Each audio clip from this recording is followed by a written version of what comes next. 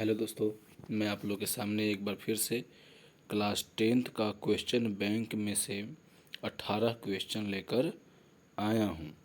तो चलिए शुरुआत करते हैं हम लोग कि ये कैसे कैसे होगा।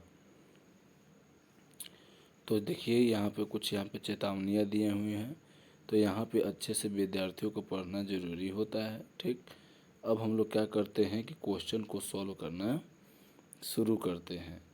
तो बोल रहा है, पहला क्या बोल रहा है क्वेश्चन कि नेत्र द्वारा किसी वस्तु का कैसा प्रतिबिंब बनता है। ठीक, तो नेत्र द्वारा जो होता है वस्तु का, पहले तो वास्तविक बनेगा, है ना, उल्टा बनेगा और कैसा बनता है, छोटा बनता है। समझें? तो याद रखना है ऑप्शन नंबर डी कि नेत्र के द्वारा किसी वस्तु का प्रतिबिंब कैसा बनेगा, तो वास्तविक, उल्टा और छोटा बनता है। ठीक, अब उसके बाद क्या है, यहाँ पे क्वेश्चन देखते हैं। क्वेश्चन नंबर दो क्या है,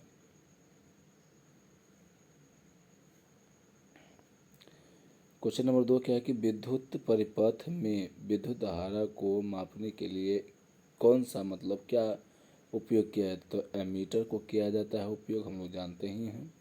निम्नलिखित में कौन विद्युत शक्ति को निरूपित नहीं करता है। तो देखिए इक्वल टू यानी विद्युत शक्ति यानी पावर को, यानी P इक्वल टू जो है वो VI भी होता है, P इक्वल टू V²IR भी होता है, और P इक्वल टू क्या होता है, I² भी होता है। यानी ये तीनों जब होता है तो कौन नहीं होगा, ऑप्शन नंबर क्या नहीं होगा, ऑप्शन नंबर कौन नहीं होगा यहाँ पे, डी, यानी ऑप्शन नंबर डी क्या है, सही आंसर है। ठीक,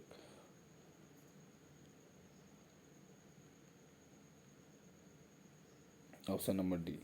अब उसके बाद क्या है कि निम्नलिखित में से किसी वस्तु का वास्तविक प्रतिबिंब कौन बना सकता है।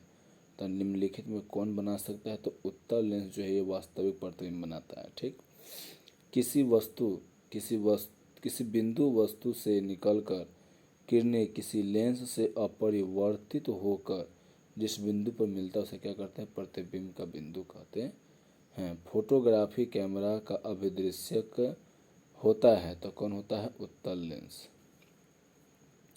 किसी शब्दकोश में पाए गए छोटे अक्षरों को पढ़ते समय आप निम्न में से कौन सा लेंस पसंद करोगे। तो यहाँ पे कौन सा होगा, ऑप्शन नंबर डी हो जाएगा। क्यों? क्योंकि ये क्या करता है कि छोटे चीज़ों को क्या करता है, बड़ा करके हम लोग को दिखलाता है। ठीक है, आगे में क्वेश्चन हम देखते हैं। अब उसके बाद क्या है, क्वेश्चन नंबर 8 है कि मान लीजिए किसी गोलीय दर्पण तथा किसी पतले लेंस दोनों की फोकस दूरी कितना, -15 है। तो ये कैसा लेंस होगा, तो दोनों का दोनों क्या हो जाएगा, अवतल हो जाएगा। लेंस भी अवतल होगा और दर्पण भी अवतल हो जाएगा। फिर क्या है कि वोल्ट बराबर क्या होता है, तो जूल पर कूलम। वोल्ट बराबर क्या होगा, जूल पर कूलम होगा। ठीक है, विद्युत आवेश के प्रवाह के दर को क्या कहते हैं, तो विद्युत धारा कहते हैं। निम्नलिखित में कौन सा कथन सही है। तो देखिए, अगर इसको हम लोग लाएंगे, जूल को इधर लाएंगे तो ये इधर जाएगा तो क्या हो जाएगा, गुना में चल जाएगा, और कूलम I/2 में क्या हो जाएगा, वोल्ट हो जाएगा। ठीक, यानी ऑप्शन नंबर बी सही है।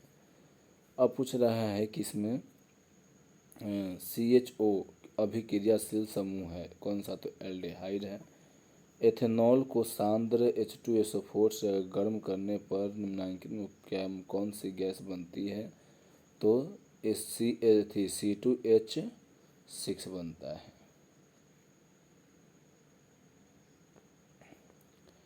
अब आगे क्या है कि मतलब जिंक ब्लेड निम्नलिखित में किस धातु का अयस्क है, तो ये जिंक का हो जाएगा। ठीक है, आवर्त सारणी के किसी आवर्त के तत्व में कौन सा गुण समान होता है, तो कौन सा गुण समान होता है, तो कक्षों की संख्या क्या होता है, समान होता है।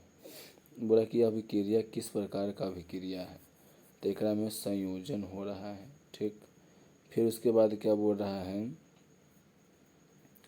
जल में घुलनशील भस्म होते हैं क्षार, सोडा एस का क्या होता है, तो इसका हो जाता है एन, सॉरी एन ए नहीं होता है, सोडा एस, सोडियम कार्बोनेट, हाँ यही होता है, सॉरी यही होता है, ठीक। यानी N2CO3 होता है, समझे। तो ये आज के लिए क्या हो गया, इतना काफ़ी है, ठीक है। अब फिर मिलते हैं हम लोग अगले वीडियो में, तब तक के लिए थैंक यू।